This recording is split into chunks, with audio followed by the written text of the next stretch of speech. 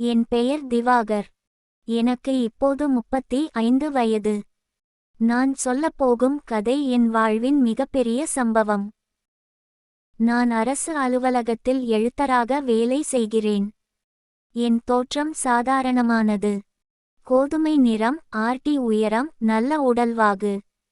என் கருமையான கண்களில் எப்போதும் புன்னகை தவழும் என்று எல்லாரும் சொல்வார்கள்.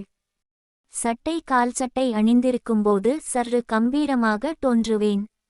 என் குரல் மெல்லிதாக இருக்கும், யாரிடமும் பேசும்போது மரியாதையாக பேசுவேன்.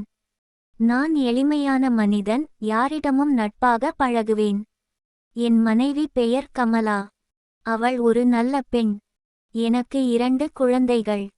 எங்கள் வாழ்க்கை சாதாரணமாக நடந்து கொண்டிருந்தது. பெரிய சந்தோஷங்களும் இல்லை, பெரிய துக்கங்களும் இல்லை. ஆனால் நான் செய்த தவறு எல்லாவற்றையும் அழித்துவிட்டது. என் மாமியார் பெயர் சுந்தரி.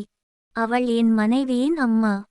அவளை முதன்முதலாக பார்த்தபோது நான் ஆச்சரியப்பட்டேன். 55 வயதிலும் அவளது அழகு மங்காமல் இருந்தது. நீண்ட அடர்த்தியான கருங்கூந்தல் இடுப்பு வரை வளர்ந்திருந்தது. அவள் முகம் அழகான ஓவல் வடிவம். பெரிய கண்கள், நீண்ட இமைகள், அதில் எப்போதும் ஓர் பளபளப்பு இருக்கும். உதடுகள் மெல்லியதாக இயல்பான சிவப்பு நிறத்தில் இருக்கும். பேசும்போது கன்னங்களில் குழி விழும், அது அவளது அழகை இன்னும் கூட்டும். அவளது உடல்வாகு சரியான விகிதத்தில் இருந்தது. குண்டாகவோ மெலிந்தோ இல்லாமல் கச்சிதமான அமைப்பு. அவள் எப்போதும் நேர்த்தியான புடவை உடுத்துவாள். நகைகள் குறைவாகவே அணிவாள்.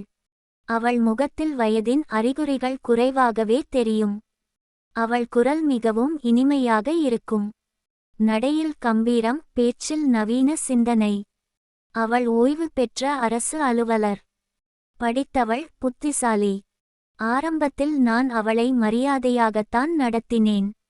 அம்மா என்று அழைப்பேன். மாமியார் மருமகன் உறவுதான். ஆனால் காலப்போக்கில் எல்லாம் மாறிவிட்டது. என் வீட்டுக்கும் சுந்தரியின் வீட்டுக்கும் வெறும் 3 கிலோமீட்டர் தூரம்தான். அதனால் நான் அடிக்கடி அவள் வீட்டுக்கு செல்வேன். ஆரம்பத்தில் என் மனைவியுடன் செல்வேன்.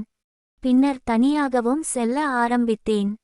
அலுவலகத்திலிருந்து திரும்பும்போது நான் சுந்தரியின் வீட்டில் நின்று செல்வேன். அவள் எப்போதும் எனக்காக சுடுசோறும் காபியும் தயார் செய்து வைத்திருப்பாள். நான் சாப்பிடும்போது அவள் பக்கத்தில் உட்கார்ந்து என் அலுவலக விஷயங்களை கேட்பாள். எந்த பிரச்சினைகள் வந்தன, எப்படி தீர்த்தேன், யாருடன் பேசினேன் என்று விரிவாக கேட்பாள். நான் எல்லாவற்றையும் சொல்வேன்.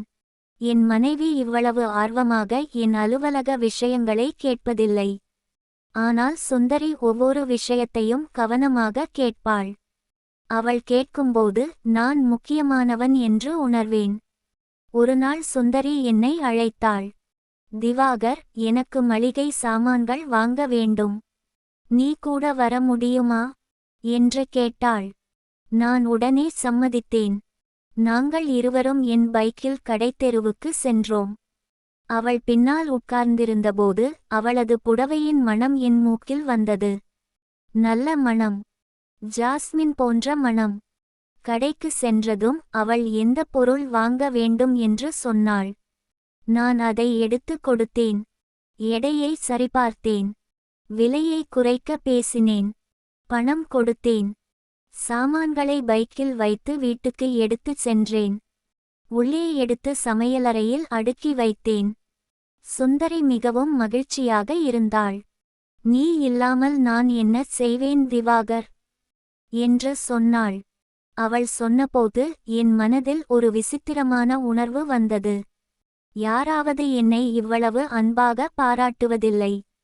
அடுத்த வாரம் சுந்தரி மீண்டும் அழைத்தாள். அவள் வீட்டில் மின்விசிறி வேலை செய்யவில்லை என்றாள். நான் உடனே சென்றேன். என் கருவிப்பெட்டியை எடுத்துக்கொண்டு சென்று விசிறியை சரி செய்தேன். சுந்தரி என் பக்கத்தில் நின்று கொண்டு பேசிக்கொண்டே இருந்தாள். அவள் பேசும்போது அவள் குரல் மிகவும் இனிமையாக இருந்தது. வேலை முடிந்ததும் அவள் காபி கொடுத்தாள். நான் குடித்தேன். அது என் மனைவி செய்யும் காபியை விட நன்றாக இருந்தது. இப்படியாக சில மாதங்களில் நானும் சுந்தரியும் மிகவும் நெருக்கமானோம். அவளுக்கு எந்த வேலை இருந்தாலும் என்னை அழைப்பாள். நான் உடனே செல்வேன். அவளுக்காக எதையும் செய்ய நான் தயாராக இருந்தேன். சுந்தரிக்கும் எனக்காக சமைப்பதில் விசேஷ ஆர்வம் இருந்தது. எனக்கு எந்த உணவு பிடிக்கும் என்று அவளுக்கு தெரியும். சனிக்கிழமை அல்லது ஞாயிற்றுக்கிழமை நான் அவள் வீட்டுக்கு செல்வேன். அவள் சிக்கன் கறி அல்லது மட்டன் கறி செய்து வைத்திருப்பாள். நான் சாப்பிடும்போது அவள் பக்கத்தில் உட்கார்ந்து பார்ப்பாள். இன்னும் கொஞ்சம் வேண்டுமா திவாகர் என்று கேட்பாள். நான் வயிறார சாப்பிடுவேன். அவள் மகிழ்ச்சியாக இருப்பாள். ஒருமுறை சுந்தரி நகைக்கடைக்கு செல்ல வேண்டும் என்றாள். நான் அவளை கூட்டிக் கொண்டு சென்றேன். அங்கு நான் எல்லா வேலைகளையும் பார்த்து கொண்டேன். பில் கட்டினேன். அவள் ஏசி அறையில் உட்கார்ந்து காத்திருந்தாள். வேலை முடிந்ததும் நாங்கள் ஒரு கடைக்கு சென்று ஜூஸ் குடித்தோம். அப்போது அவள் என்னிடம், திவாகர், உன்னைப் போல ஒரு மகன் எனக்கு இருந்திருந்தால் எவ்வளவு நன்றாக இருந்திருக்கும் என்று சொன்னாள். நான் சிரித்தேன். நான் உங்கள் மகன்தான் என்று சொன்னேன். ஆனால் என் மனதில் வேறு ஒரு உணர்வு இருந்தது. அவளை மாமியாராக பார்க்கும் உணர்வு மெல்ல மெல்ல மாறிக்கொண்டிருந்தது. விடுமுறை நாட்களில் நானும் என் குடும்பமும் சுந்தரியின் வீட்டில் தங்குவோம். அப்போது நானும் சுந்தரியும் சமையலறையில் இணைந்து சமைப்போம். அவள் காய்கறிகளை நறுக்குவாள், நான் அவற்றை கழுவுவேன். அவள் அடுப்பில் சமைப்பாள், நான் தேவையான பொருட்களை எடுத்து கொடுப்பேன். மசாலா அரைக்க வேண்டும் என்றால் நான் அரைப்பேன். சுந்தரி என்னை சும்மா இருக்க சொல்வாள். திவாகர், நீ ஓய்வு எடுத்துக்கொள். நான் செய்து கொள்கிறேன் என்பாள். ஆனால் நான் கேட்க மாட்டேன். அவளுக்கு உதவி செய்வதில் எனக்கு மகிழ்ச்சி இருந்தது. நாங்கள் இருவரும் சமையலறையில் வேலை செய்யும்போது நிறைய பேசுவோம், சிரிப்போம். என் மனைவி சமையலறையில் என்னை அனுமதிப்பதில்லை. நீ வெளியே போ, இது பெண்களுக்கான வேலை என்பாள். ஆனால் சுந்தரி என்னை வரவேற்றாள். அவள் என்னுடன் இருப்பதை ரசித்தாள். சுந்தரியின் வீட்டு தோட்டத்தில் பூக்கள் நிறைய வளர்ந்திருந்தன. ரோஜா, மல்லிகை, சாமந்தி. சனிக்கிழமை அல்லது ஞாயிற்றுக்கிழமை காலை நான் எழுந்ததும் தோட்டத்திற்கு செல்வேன். சுந்தரியும் அங்கு இருப்பாள். அவள் காலையில் மிகவும் அழகாக இருப்பாள். முகம் கழுவியிருப்பாள், கூந்தல் சரியாக சீவியிருப்பாள். நாங்கள் இருவரும் ஒன்றாக பூக்களுக்கு தண்ணீர் ஊற்றுவோம். செடிகளை கவனிப்போம். எந்த செடி நன்றாக வளர்கிறது, எது வாடுகிறது என்று பேசிக்கொள்வோம். நான் பூக்களை பறித்து கொடுப்பேன், அவள் அதை தட்டில் வைப்பாள். காலையின் குளிர்ந்த காற்றில் மலர்களின் நறுமணத்துடன் நாங்கள் இருவரும் அமைதியாக வேலை செய்வோம். அவ்வப்போது நாங்கள் கண் கலந்து பார்த்து புன்னகைப்போம். அந்த புன்னகையில் ஏதோ ஒரு இரகசிய பொருள் இருப்பது போல் இருக்கும். மாலை பொழுதுகளில் சுந்தரியின் வீட்டின் வராந்தாவில் நாங்கள் இருவரும் நீண்ட நேரம் உட்காருவோம். அவள் தனது இளமைக்கால கதைகளை சொல்வாள். தான் படித்த கல்லூரியில் என்ன நடந்தது, தனது முதல் வேலையில் எப்படி இருந்தது, எப்படி தன் கணவரை சந்தித்தாள் என்று விரிவாக கூறுவாள். நான் கவனமாக கேட்பேன். அவள் கதைகள் மிகவும் சுவாரஸ்யமாக இருக்கும். நேரம் போவது தெரியாது. நானும் என் அனுபவங்களை பகிர்வேன். என் காதல் கதை, கல்யாண நிகழ்வுகள், அலுவலக சுவாரஸ்யங்கள், நண்பர்களுடன் நடந்த சம்பவங்கள் என பலவற்றை சொல்வேன். சுந்தரி என் பேச்சை கேட்டு சிரிப்பாள். எங்கேனும் நான் சொல்லும் விஷயத்தில் தவறு இருந்தால் சரியான ஆலோசனை கூறுவாள். நான் குழப்பத்தில் இருந்தால் தெளிவை தருவாள். என் மனைவி என் பேச்சை இவ்வளவு கவனமாக கேட்பதில்லை. டிவி பார்த்து கொண்டே ஹோம் ஓ என்று மட்டும் சொல்வாள். ஆனால் சுந்தரி என் ஒவ்வொரு வார்த்தையையும் கேட்பாள். அது எனக்கு மிகவும் பிடித்திருந்தது. ஒரு நாள் மழை பெய்தது. நான் சுந்தரியின் வீட்டில் இருந்தேன். வெளியே செல்ல முடியாத அளவுக்கு பலமாக மழை பெய்தது. நாங்கள் இருவரும் வராந்தாவில் நாற்காலியில் உட்கார்ந்து மழையை பார்த்தோம். சுந்தரி காபி தயாரித்து கொண்டு வந்தாள். அதோடு முறுக்கும் இருந்தது. நாங்கள் இருவரும் மழையை ரசித்தபடி காபி குடித்தோம். மழையின் சத்தம், குளிர்ந்த காற்று, காபியின் மணம் என அந்த சூழல் மிகவும் அழகாக இருந்தது. சுந்தரி தனது கல்யாண நாளை பற்றி பேசினாள். எவ்வளவு மழை பெய்தது திவாகர், ஆனால் எப்படியோ எல்லாம் நன்றாக முடிந்தது என்றாள். நான் என் கல்யாண நாளில் நடந்த சுவாரஸ்ய சம்பவங்களை சொன்னேன். நாங்கள் இருவரும் கடந்த கால நிகழ்வுகளை பேசிக்கொண்டே மணிக்கணக்கில் உட்கார்ந்திருந்தோம். பேச்சு ஒரு விஷயத்திலிருந்து இன்னொன்றுக்கு மாறியது. வாழ்க்கையின் நிறைகள் குறைகள், கனவுகள் ஏமாற்றங்கள், மகிழ்ச்சிகள் வேதனைகள் என பல்வேறு விஷயங்களை பேசினோம். மழை நின்றதும் நான் வெளியே சென்றேன். தோட்டத்தில் மழையில் சில செடிகள் வளைந்திருந்தன. நான் அவற்றை நிமிர்த்தி கட்டினேன். முடித்து உள்ளே வந்தபோது நான் நனைந்திருந்தேன். உடைகள் ஈரமாக இருந்தன.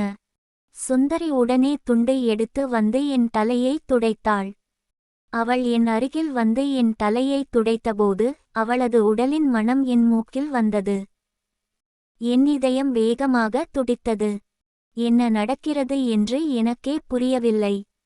அவள் தன் கணவரின் சட்டை எடுத்து கொடுத்தாள். இதை மாற்றிக்கொள் என்றாள். நான் மாற்றிக்கொண்டேன். அவள் சட்டையில் அவள் வீட்டின் மணம் இருந்தது. சுந்தரிக்கு பழைய தமிழ் பாடல்கள் கேட்பது பிடிக்கும். அவள் வீட்டில் பழைய சிடி பிளேயர் இருந்தது.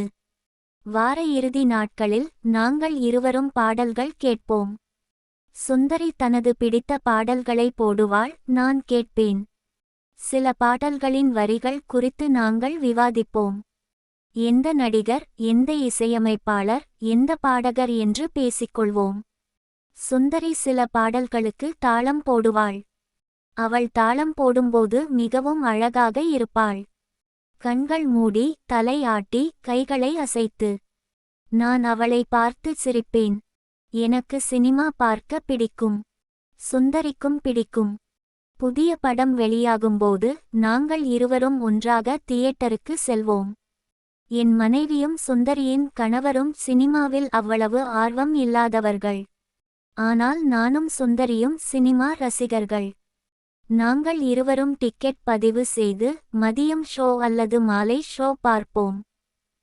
அந்த இருட்டான தியேட்டரில் சுந்தரி என் பக்கத்தில் உட்கார்ந்திருக்கும்போது ஏதோ ஒரு விசித்திரமான உணர்வு வரும். இடைவேளையில் வெளியே வந்து பாப்கார்ன் சாப்பிடுவோம். படம் முடிந்து வெளியே வரும்போது படத்தை பற்றி பேசிக்கொண்டே வருவோம். எது நன்றாக இருந்தது, எது மோசமாக இருந்தது என்று விவாதிப்போம். ஒருமுறை சுந்தரிக்கு காய்ச்சல் வந்தது. அவளது கணவரும் மகளும் அவளை கவனித்துக் கொண்டார்கள். ஆனால் இருவருக்கும் தங்கள் வேலைகள் இருந்ததால் பகலில் சுந்தரி தனியாக இருந்தாள். நான் அலுவலகத்திற்கு விடுமுறை கேட்டுக்கொண்டு அவள் வீட்டுக்குச் சென்றேன். அவளுக்காக கஞ்சி வைத்தேன். சரியான நேரத்தில் மருந்து கொடுத்தேன். தலையில் நீர் ஒத்தடம் கொடுத்தேன். அவள் படுத்திருக்கும்போது நான் பக்கத்தில் நாற்காலியில் உட்கார்ந்து கதைகள் சொன்னேன். அவள் உறங்கும்போது அமைதியாக இருந்தேன். அவள் எழும்போது என்ன வேண்டும் என்று கேட்டேன். 2 நாட்கள் இப்படியே அவளை கவனித்துக் கொண்டேன். அவள் குணமானபோது, திவாகர், என் கணவர் கூட என்னை இவ்வளவு அக்கறையாக கவனிக்கவில்லை என்றாள். அந்த வார்த்தைகள் என் மனதில் ஆழமாக பதிந்தன. சுந்தரியும் எனக்கு நிறைய உதவிகள் செய்தாள். என் பிறந்த நாளுக்கு ஸ்பெஷலாக கேக் செய்வாள். எனக்கு பிடித்த சாக்லேட் கேக் அல்லது பைனாப்பிள் கேக் செய்து கொடுப்பாள். என் மனைவிக்கு கேக் செய்யத் தெரியாது. ஆனால் சுந்தரி அழகாக செய்வாள். நான் கேக்கை வெட்டும்போது அவள் மகிழ்ச்சியாக இருப்பாள். எப்படி இருக்கு திவாகர் என்று கேட்பாள். அருமை என்று சொல்வேன். அவள் முகம் மலரும். எனக்கு சட்டை தைக்க வேண்டும் என்றால் சுந்தரி என்னை டெய்லருக்கு கூட்டிச் செல்வாள். எந்த மாதிரி துணி நன்றாக இருக்கும், எந்த வண்ணம் எனக்கு பொருத்தமாக இருக்கும் என்று தேர்ந்தெடுப்பாள். துணி வாங்கிய பிறகு டெய்லரிடம் எப்படி தைக்க வேண்டும் என்று சொல்வாள். நான் சும்மா நிற்பேன், அவள் எல்லாவற்றையும் பார்த்துக்கொள்வாள். திவாகர், இந்த நீல நிறம் உனக்கு நன்றாக இருக்கும். உன் கண்களுக்கு பொருத்தமாக இருக்கும் என்பாள். என் மனைவி என் உடைகளில் இவ்வளவு அக்கறை காட்டுவதில்லை.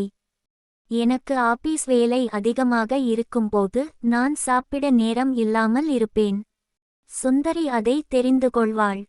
என் ஆபீஸுக்கு நேரடியாக லஞ்ச் பேக் எடுத்து வருவாள். நான் மகிழ்ச்சியுடன் வாங்கி சாப்பிடுவேன். அவள் செய்த உணவு மிகவும் ருசியாக இருக்கும். இப்படியாக மாதங்கள் கடந்தன. நாங்கள் இருவருக்கும் இடையே உதவிகள் பரிமாற்றம் நடந்தது. அக்கறை கூடியது. நெருக்கம் வளர்ந்தது. நண்பர்களாக ஆரம்பித்த உறவு மெல்ல மெல்ல ஆழமான பிணைப்பாக மாறியது. ஆனால் நான் உணரவில்லை அது எங்கு கொண்டு செல்லும் என்று. ஒருநாள் மாலை நான் சுந்தரியின் வீட்டுக்குச் சென்றேன். அவள் வீட்டில் யாரும் இல்லை. அனைவரும் ஒரு நிகழ்ச்சிக்கு சென்றிருந்தனர். நான் சில பணம் வாங்க சென்றிருந்தேன். சுந்தரி மட்டும் வீட்டில் இருந்தாள்.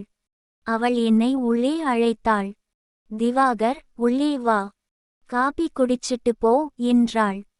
நான் உள்ளே சென்றேன். அவள் காபி தயாரித்து கொண்டு வந்தாள். அதோடு ஸ்நாக்ஸும் இருந்தது. நாங்கள் இருவரும் ஹாலில் அமர்ந்து காபி குடித்தோம்.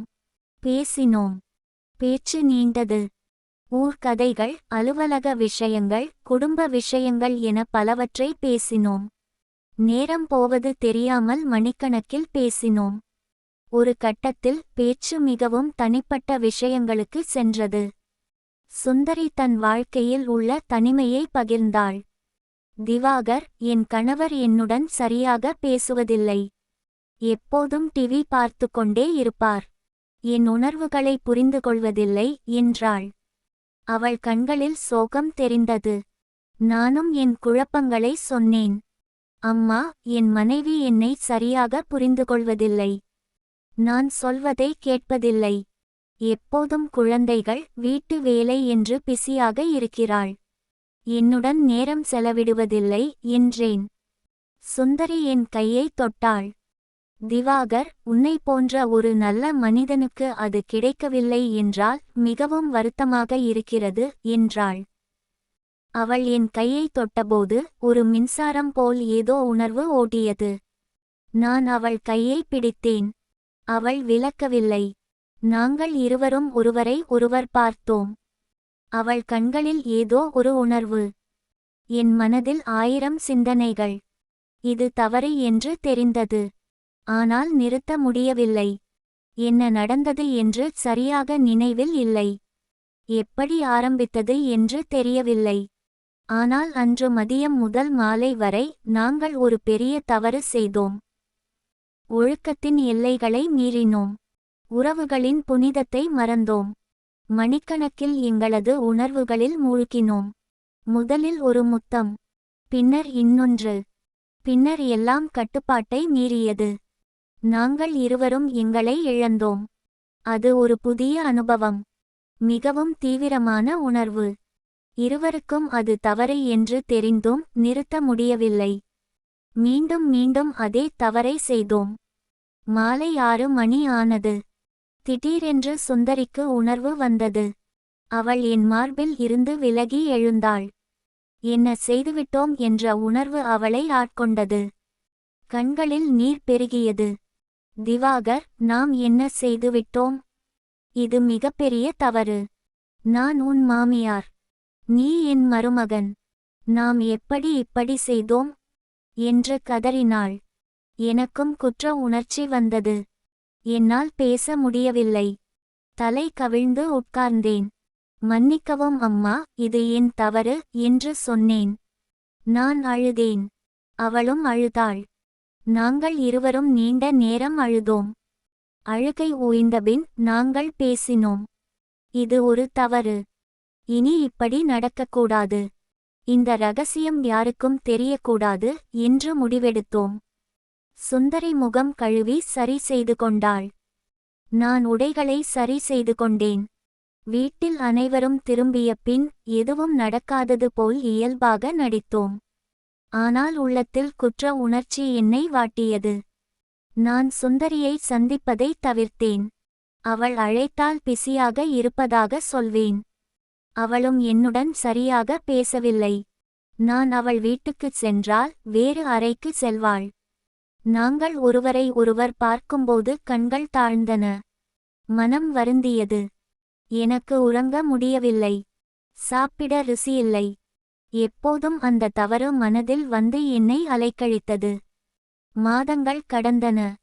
காலம் காயங்களை ஆற்றியது என்று நினைத்தேன். மெல்ல மெல்ல நாங்கள் பழையபடி பேச ஆரம்பித்தோம். நகைச்சுவை சொல்லி சிரிக்கத் தொடங்கினோம். கடைக்கு ஒன்றாக செல்ல ஆரம்பித்தோம். எல்லாம் பழையபடி ஆனது. குற்ற உணர்ச்சி மறைந்தது. நடந்தது ஒரு தவறு, அது மீண்டும் நடக்காது என்று நாங்கள் இருவரும் நம்பினோம். ஆனால் விதி வேறு திட்டம் வைத்திருந்தது. ஒரு நாள் எனக்கு மீண்டும் விடுமுறை. என் குடும்பம் இன்னொரு விழாவிற்கு சென்றது. வீட்டில் நான் மட்டும் தனியாக இருந்தேன். புத்தகம் படித்துக் கொண்டிருந்தேன். சுந்தரி வீட்டில் மற்றவர்களை தேடி வந்தாள். நான் அனைவரும் வெளியூர் சென்றுவிட்டதாக சொன்னேன். அப்படியா? சரி, நான் கிளம்புகிறேன் என்றாள். இல்லை அம்மா, சும்மா காபி குடிச்சிட்டு போங்க என்று சொன்னேன். அவள் சற்று யோசித்தாள். பின்னர் உள்ளே வந்தாள். நான் காபி போட்டேன். நாங்கள் இருவரும் பேசினோம். ஆரம்பத்தில் சாதாரண பேச்சு. பின்னர் மெல்ல மெல்ல ஆழமான விஷயங்கள். சுந்தரி கடந்த சம்பவத்தை பற்றி பேசினாள். திவாகர், அது நடந்தது மறக்க முடியவில்லை. அது தவறு என்று எனக்கு தெரியும். ஆனால் அவள் வார்த்தைகள் நின்றன. நானும் அதே உணர்வை பகிர்ந்தேன். எனக்கும்தான் அம்மா. எவ்வளவு முயற்சி செய்தாலும் அதை மறக்க முடியவில்லை என்றேன். நாங்கள் இருவரும் ஒருவரை ஒருவர் பார்த்தோம். மீண்டும் அதே உணர்வு. மீண்டும் அதே ஈர்ப்பு. இம்முறை குற்ற உணர்ச்சி குறைவாக இருந்தது. இருவரும் அதை ஏற்றுக்கொண்டது போல் இருந்தது. மீண்டும் அதே தவறு நடந்தது. முதல் தடவை போலவே வார்த்தைகள் செயல்களாக மாறின. உணர்வுகள் கட்டுப்பாட்டை மீறின. மணிக்கணக்கில் எங்களை மறந்தோம். இம்முறை நாங்கள் இன்னும் தீவிரமாக இருந்தோம். முதல் தடவை இருந்த பயம் இல்லாமல் இருந்தது. முடிந்தபின் மீண்டும் அதே உறுதிமொழி. யாருக்கும் தெரியக்கூடாது என்ற பயம். வீட்டில் அனைவரும் வந்தபின் இயல்பாக நடித்தல். ஆனால் இம்முறை வித்தியாசம் இருந்தது. தவறு திரும்பவும் நடந்தது. மூன்றாவது முறை, நான்காவது முறை என்று தொடர்ந்தது. வாய்ப்பு கிடைக்கும்போதெல்லாம் நாங்கள் தனிமையில் சந்தித்தோம். சுந்தரியின் வீட்டில், என் வீட்டில், வயல்வெளிகளில் என பல இடங்களில் எங்களது உறவை தொடர்ந்தோம். எங்களுக்கு அது ஒரு அவசியம் போல் ஆகிவிட்டது. ஒருவர் இல்லாமல் இன்னொருவர் இருக்க முடியவில்லை. நான் எப்போதும் குற்ற உணர்ச்சியில் இருந்தேன். ஆனால் சுந்தரியுடன் இருக்கும்போது அது மறந்துவிடும். அவளுடன் இருப்பது எனக்கு அமைதி தந்தது. அவள் என்னை புரிந்து கொண்டாள். என்னை மதித்தாள். என்னை முக்கியமானவன் என்று உணர வைத்தாள். ஒருநாள் மாலை, சுந்தரியின் வீட்டுக்கு அருகில் உள்ள வயல்வெளியில் நாங்கள் இருவரும் இருந்தோம். சூரியன் மறையத் தொடங்கியது. சுற்றிலும் அமைதி நிலவியது. வயல்வெளியில் பசுமை நிறைந்திருந்தது. தூரத்தில் சில மரங்கள், பறவைகள் சத்தம். நாங்கள் இருவரும் எங்களது உணர்வுகளில் மூழ்கியிருந்தோம். சுற்றுப்புறம் குறித்து கவனம் இல்லாமல் இருந்தோம். திடீரென்று ஒரு குரல். அதிர்ச்சியில் உறைந்த குரல். என்ன இது என்ற கூக்குரல். நான் திரும்பி பார்த்தேன். என் மனைவியும் சுந்தரியின் கணவரும் அங்கே வந்திருந்தார்கள். காட்சியை பார்த்து அதிர்ச்சியில் உறைந்தார்கள். நம்ப முடியாமல் நின்றார்கள். கண்கள் விரிந்தன. வாய் திறந்தது. நானும் சுந்தரியும் திகைத்து நின்றோம். வார்த்தைகள் என் தொண்டையில் அடைத்தன. தலை குனிந்தது. கண்கள் கீழே விழுந்தன. உடல் நடுங்கியது. என்ன சொல்வது என்று தெரியவில்லை. என் மனைவி அழ ஆரம்பித்தாள். கண்களில் நீர் பெருகியது. நான் உங்களை நம்பினேன். இப்படி செய்வீர்களா? என் அம்மாவுடனா? என்று கதறினாள். சுந்தரியின் கணவர் கண்களில் நீர் தழும்பியது. வார்த்தைகள் வரவில்லை. மூச்சு திணறியது. சுந்தரி, எப்படி இதை செய்தாய்? உன் மகளின் கணவருடன்? என்று மெல்லிய குரலில் கேட்டார். இருவரும் சொல்லாமல் திரும்பினார்கள். நடந்து சென்றார்கள். நானும் சுந்தரியும் அங்கேயே நின்றோம். என்ன செய்வது என்று தெரியவில்லை. உலகமே இடிந்து விழுந்தது போல் உணர்ந்தேன். என் வாழ்க்கை முடிந்துவிட்டது என்று தெரிந்தது. வீடு திரும்பியபோது எதிர்பார்த்தபடி பெரிய சண்டை நடந்தது. கண்ணீர், கோபம், வேதனை என எல்லாம் கலந்திருந்தது. என் மனைவி என்னை விட்டு பிரிந்தாள். குடும்பம் உடைந்தது. உறவுகள் சிதறின. நம்பிக்கை இழந்தது. மரியாதை மறைந்தது. இப்போது நான் தனியாக இருக்கிறேன். என் குழந்தைகள் என்னை பார்க்க மறுக்கிறார்கள். சுந்தரியின் குடும்பமும் உடைந்தது. அவளும் தனியாக இருக்கிறாள். நாங்கள் இருவரும் எங்களது தவறுக்கு விலை கொடுக்கிறோம். இந்த கதையை நான் சொல்வதற்கு காரணம், யாராவது இதே தவறை செய்வதை தவிர்க்க வேண்டும் என்பதற்காக. நான் என் மனைவிக்கும் மாமனாருக்கும் துரோகம் செய்தேன். தனக்கு கொடுக்கப்பட்ட நம்பிக்கையை துவம்சம் செய்தேன். சுந்தரி தனது மகளுக்கும் கணவருக்கும் துரோகம் செய்தாள். ஒரு தாயாக, மனைவியாக காட்ட வேண்டிய பொறுப்பை மறந்துவிட்டாள். உறவுகளுக்கு எல்லைகள் உண்டு. அந்த எல்லைகளை மீறும்போது விளைவுகள் கொடுமையானவையாக இருக்கும். நெருக்கம் நல்லது, ஆனால் அதற்கும் வரம்புகள் உண்டு. ஒழுக்கம், மரியாதை, நம்பிக்கை இவை இல்லாமல் எந்த உறவும் நிலைக்காது. நானும் சுந்தரியும் எங்களது தற்காலிக உணர்வுகளுக்காக நிரந்தரமான உறவுகளை தியாகம் செய்துவிட்டோம். தவறான முடிவுகள் வாழ்க்கையை எப்படி அழிக்கும் என்பதற்கு நாங்கள் உதாரணம். குடும்பம், மரியாதை, நம்பிக்கை ஆகியவை ஒருமுறை இழந்தால் மீண்டும் பெறுவது கடினம். நீங்கள் உங்களது செயல்களில் கவனமாக இருக்க வேண்டும். தவறான பாதையில் செல்வதற்கு முன்பு விளைவுகளை சிந்திக்க வேண்டும். உறவுகளை மதிக்க வேண்டும். நம்பிக்கையை காப்பாற்ற வேண்டும். ஒரு கணம் இன்பத்திற்காக வாழ்நாள் முழுவதும் துன்பத்தை சுமக்க வேண்டாம். என் தவறிலிருந்து நீங்கள் கற்றுக்கொள்ள வேண்டும். உங்கள் குடும்பத்தை, உங்கள் உறவுகளை பாதுகாக்க வேண்டும். தவறான உணர்வுகளை கட்டுப்படுத்த வேண்டும். நான் செய்த தவறை நீங்கள் செய்ய வேண்டாம்.